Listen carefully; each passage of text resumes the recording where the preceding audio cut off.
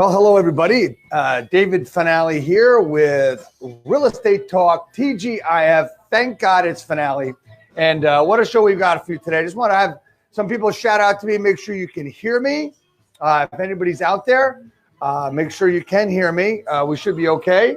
So we're going to cut the music here and kind of get started. So we are slowly but surely getting started here. And we want to be able to get some great information out to people today. So it's been 2 months into the year. We are March 1, rabbit, by the way, everybody out there, and hoping that everyone is doing really, really well. If you can hear me, please make sure you tell me. I've got some new equipment that's been working really, really well, and I just want to make sure it's working well for you as well. So anyway, we're going to talk about some things, and I have a great special guest today on episode 34 of Real Estate Talk. Thank God it's finale. That's me, and today is Friday. It's March 1st, everybody. And so today I have a very, very special guest with us. His name is Dave Fanale. You know him as Dave Fanale, and here he is. So Dave, you've got a lot of things you're working on, a lot of things you've been doing. So tell us, we want to get right into it because we've got a lot of questions that we got from people. So let's go with the first one about, real estate agents, why they don't succeed. Why do agents fail? Tell us, who are the ones and why do agents fail? Why don't they succeed? Thanks for asking me that question.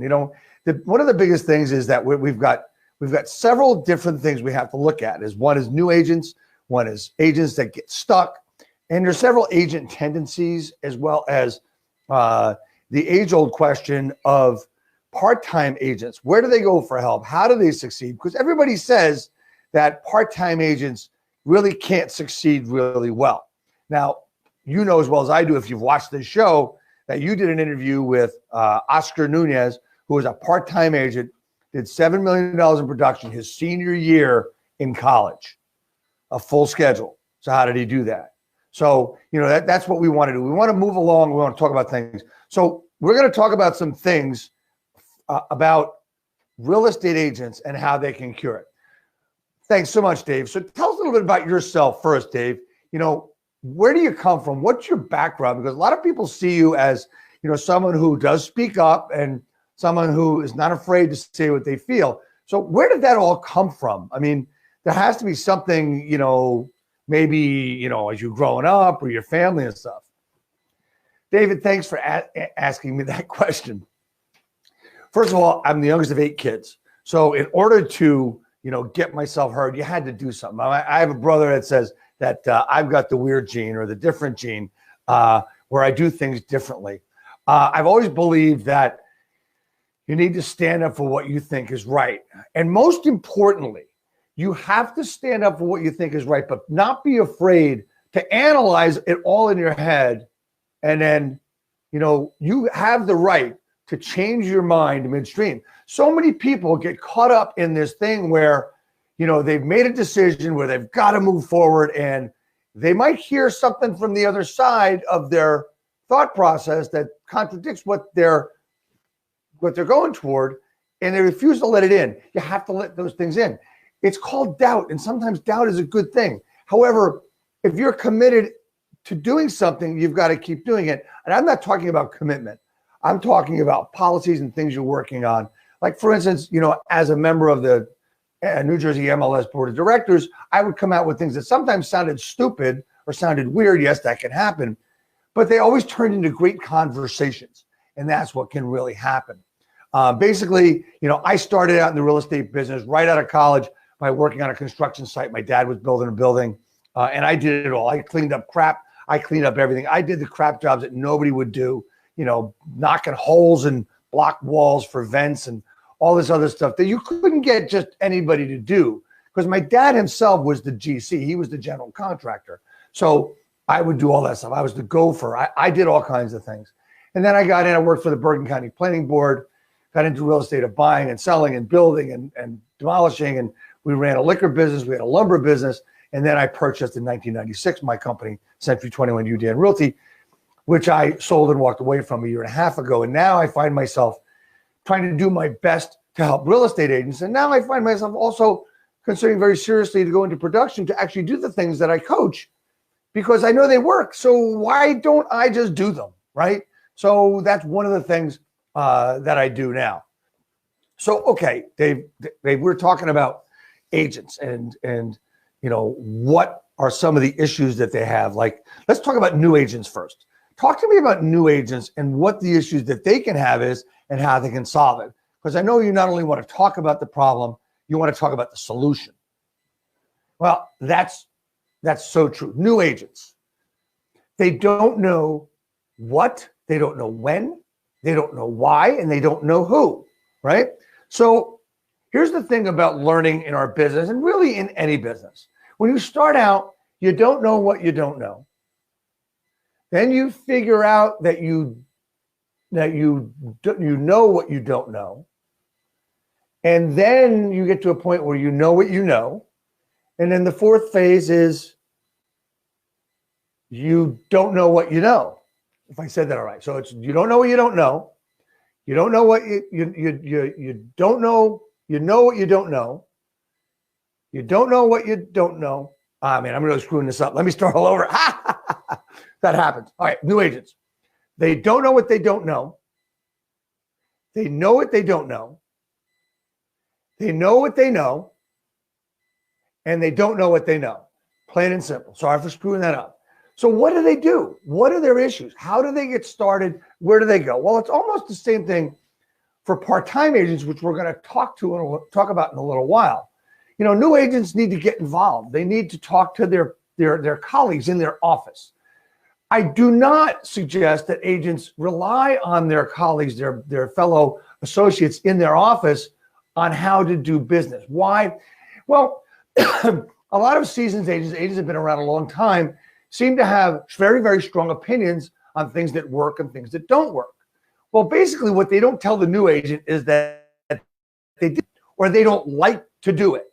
Let's talk about cold calling and door knocking, two things I abhor that really are ridiculous, right? They work for some people that can do it, but most agents don't like to do it, so they suck at it. So when you really don't like to do something, you're going to suck at it. And as you go along, you find you don't like this business, you should get out of it. But if you're going to really commit to it, there are certain things you have to want to do. You have to talk to your broker. That's the first thing. If your broker is going to be a help and there for you on a regular basis to train you and to coach you, great. If the company has training programs, do them. Some people, other agents are going to say, I don't do them. They're worthless. They're not worthless. Do them over and over again. The other one is your sphere of influence.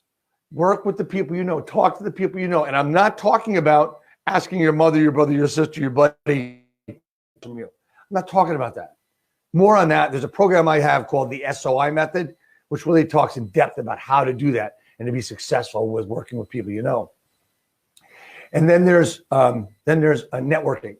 You have to go out and network. You have to network with the people that are in your business so they can help you as well, right? And there's so many other things. And there's, coaches out there. I don't suggest really new agents getting that involved with coaches, even though that's what I do for a living, because they need to get their feet wet. They need to understand exactly what they're doing, right? So when we talk about the what, it's your sphere of influence, your networking. And most important is when you're working with your sphere of influence and you're working with other people and you're getting some leads, you need to know what to say. Now, so many people will use this word script or scripts. They're important to have and they're important to learn, but they're not important to recite and to memorize word for word so that you sound like a freaking robot. Not important. What you need to do is to practice them over and over and over again. And the reason agents get started not practicing and not doing this is because they don't have anyone that they feel comfortable with working with on these different things of scripts. So what I say really simply is to get some scripts and read them out loud over and over and over again. And then walk up to a wall and talk to the wall. It's kind of like what brokers do when they talk to agents. Not just kidding. talk to the wall, talk to it, and talk to them like you're conversational. Then you record it. We all have one of these things, right? It's got a recording device on it. Record it and listen to how you sound. Talk those scripts as if you're talking to someone. And then lastly, again, this is also a video camera. Set it up to take video of yourself as you're doing it on the phone, as you're doing it to the wall, just to get an idea of what you really sound like and look like. And most importantly, stand up when you practice the scripts. It's really simple. So just quickly, work with the people you know. If you need help with that, I've got a program called the SOI method. DM me and I'll get you some information on that. And or networking, talk to your broker. If your broker's not really going to help you, you might be in the wrong place.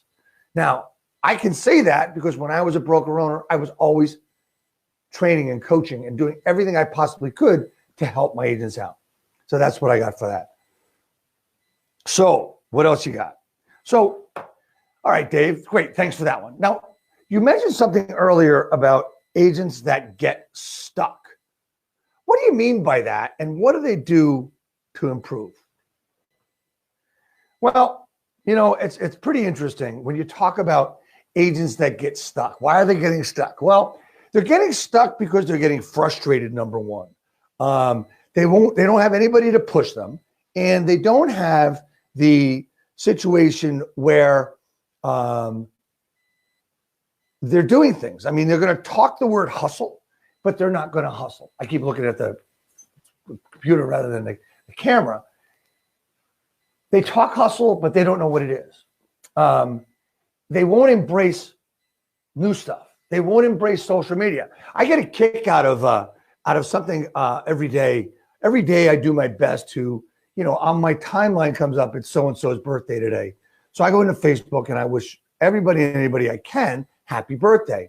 And the people that I'm close to, I will actually most of the time pick up the phone and call them, which is something, it's a lost art that we don't do. But they won't embrace social. And I look at everybody that I become a friend with on Facebook or request a friendship of me or vice versa. And I look at what they've got. I look at their photos. I look at who they are because I do not accept everybody's friend request. And I don't expect everybody to accept my friend request. I mean, there's people out there that have been my competition for years that I've been sending a friend request and they don't accept it. I don't know why. We're not enemies. We don't hate each other. Or maybe it's they haven't embraced social the way they should. Look, by embracing social, I mean, as a real estate agent, look, it is our number one venue. It is our number one place. And if you're not doing it, you're missing out. You say you don't need it. Great. Good for you. That's great. That's fantastic. But you know what? You know, sometimes you need another pillar of business. And when we talk pillars of business, that's another reason agents get stuck is, okay, you've got your sphere of influence, and I'll always talk SOI, your sphere of influence. Social media could be one. Facebook marketing could be another. FSBOs, expireds, probates, door knocking. Oh, no, please don't. Zillow. Oh, my goodness, Zillow, right? So you have to have a lot of different pillars of business. And you need to be able to go from one to the other, but you need to start with one and do it very, very well. That's the same thing I will tell both new agents, part-time agents, every agent. If you're doing 5, 6, 7 different things and you call them your pillars of business, that's fantastic. But if none of them are working and you suck at all of them, if none of them are working, you suck at all of them, right? You need to decide which one you're going to start with and move forward with. I know exactly how I'm kicking off some things that I'm going to do as a real estate agent in the next few weeks. I've got a plan and I've got an accountability partner. You know, as a new agent, getting back to that, and stuck agent, have someone you can work with. If you can't find that person, you need to go to more networking events and get friendly with other people. Hey, make new friends. You're in the business, right? So that's one thing I would do as a stuck agent. Okay, those are some great answers, Dave. So how about what do you think? You know, you talk about agent tendencies, right? And some other things. And you said some things that we were talking about before with why agents get stuck and then agent tendencies. They sounded like they kind of went along with the same thing, right? Yeah, I'm glad you brought that up because I do kind of mix things up sometimes. And, agents that get stuck and some of the agent tendencies are they won't embrace social, number one. Number two, they don't know what hustle is. They talk about the grind, right? But they're confused. Why are they confused? Because nothing's working for them. They're stuck, and they tend to get stuck more often than not. And these are the 80% or the 40% in the middle. So understand we've got several groups of agents. Let's talk about that first when we talk about agent tendencies. You've got 10% of the top agents do really, really, really, really well. And half of them do excellent. The next 10% are good agents. They do well. They make a lot of money. They're really happy. The next 40% is mostly everyone else that's in production, right? So that's going to be the people that do 2 deals, 10 deals a year. Sometimes some of them don't care that that's what they're doing. But I'm going to tell you that most of them are the ones that have to deal with the negative agent tendencies that we're talking about. So just quickly, the last 40%, they're waiting for their brother to buy a house. They're not doing anything, right? Agent tendencies. So they worry about the old ways. They worry about Zillow. So I have some notes all over the place that I look. See, in my office, I have notes everywhere, right?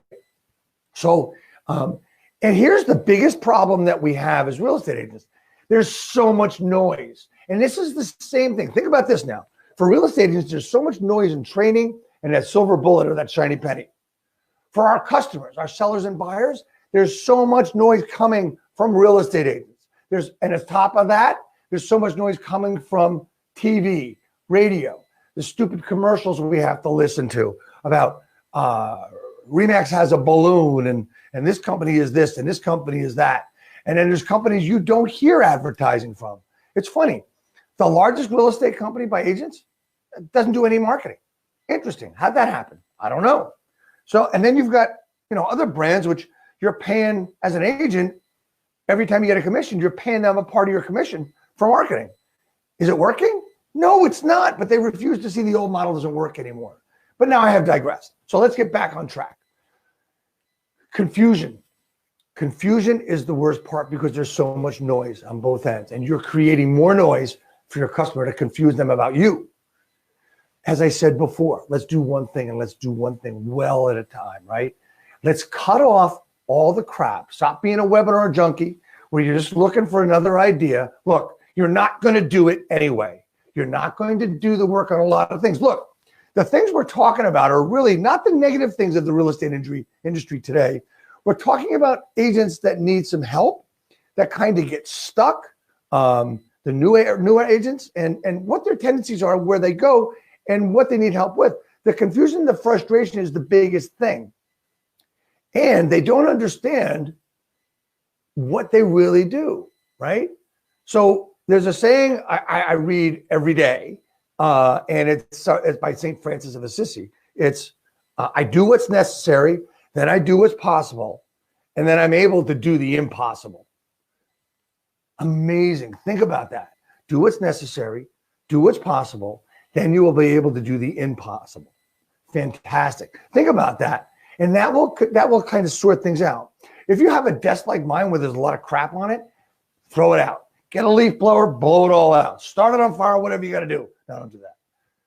But start with one thing and one thing at a time. Have a list. I teach a course all about lists.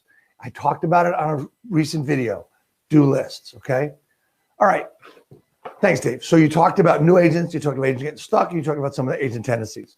So let's go on to the last, well, not the last topic, but let's talk about a big group of agents that I know you talked to, and I know you've dealt with in the years, and that would be part-timers. Where can part-timers actually become good agents and transition into full-time agents? Well, thanks for asking me that question, David. Here's the thing. Help is on the way. If you look at the lower 40% with the agents that don't do much, a lot of them are part-time. Why? Because they've got a job that they're making good money at, but they love real estate. They don't necessarily love their job. or they've got some family members that are going to be buying houses soon.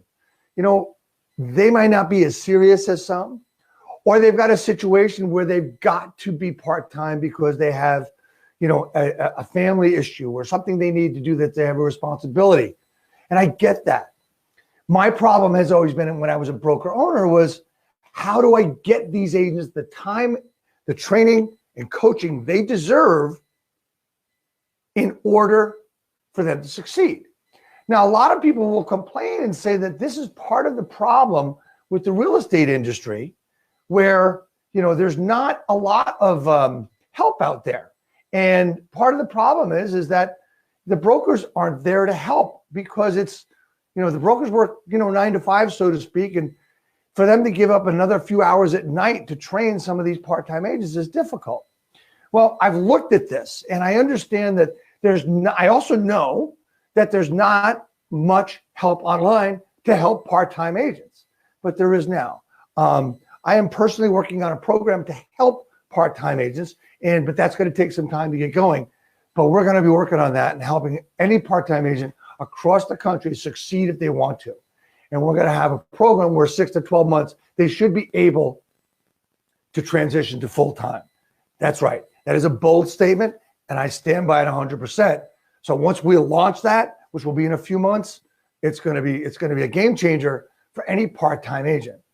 And we talk about the business, and anybody can become a real estate agent. You know what? That's not going to change. I wish it would, but knowing some of the people I know that are way up there, they said, Dave, how do we do that?